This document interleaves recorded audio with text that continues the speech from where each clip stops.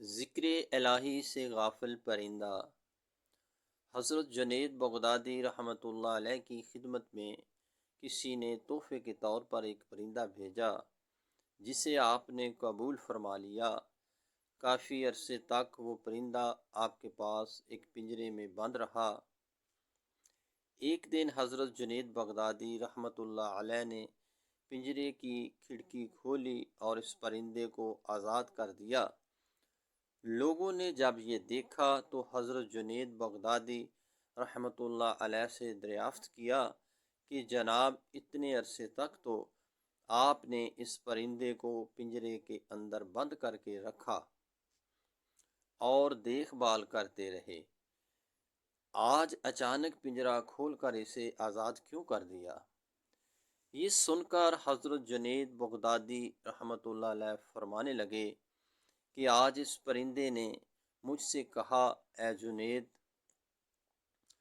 تم تو اپنے دوست و احباب کی باتوں سے یوں لطف اٹھاؤ اور مجھے بے مونس و غم خوار ایک پنجرے میں بند رکھو، تو میں نے اسے آزاد کر دیا۔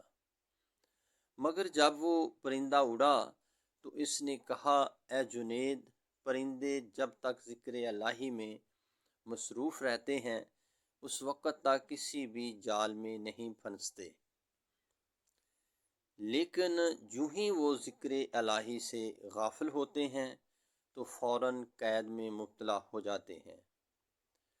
پھر وہ پرندہ کہنے لگا، میں تو ایک ہی مرتبہ ذکر الہی سے غافل ہوا تھا کہ اس کی سزا میں برسوں قید رہا۔ ہے جنید، ان لوگوں کی قید کا زمانہ کتنا طویل ہوگا جو مدتوں تک ذکر الہی سے غافل رہتے ہیں۔ اے جنید، میں آپ کے سامنے وعدہ کرتا ہوں کہ اب کبھی ذکر الہی سے غافل نہیں ہوں گا۔ یہ کہہ کر وہ پرندہ اڑ گیا۔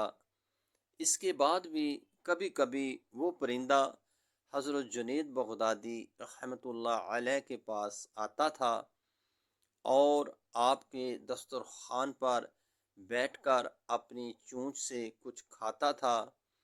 جب حضرت جنید بغدادی رحمۃ اللہ علیہ کا انتقال ہوا تو آپ کے ساتھ وہ پرندہ بھی تڑپ کر زمین پر گر پڑا اور مر گیا۔ لوگوں نے اس پرندے کو بھی آپ رحمۃ اللہ علیہ کے ساتھ دفن کر دیا۔ کچھ دنوں کے بعد کسی مرید نے حضرت کو خواب میں دیکھا تو آپ رحمۃ اللہ علیہ نے فرمایا، رب العزت نے مجھے بخش دیا اور مجھ پر رحم فرمایا، اور کہا، تو نے ایک پرندے پر اس کے ذکر الہی کرنے کی وجہ سے رحم کیا، ہم تجھ پر رحم فرماتے ہیں۔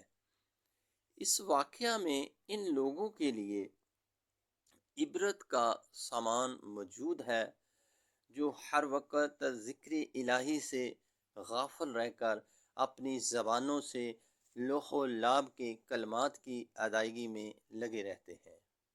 بحوالہ بستان اولیاء۔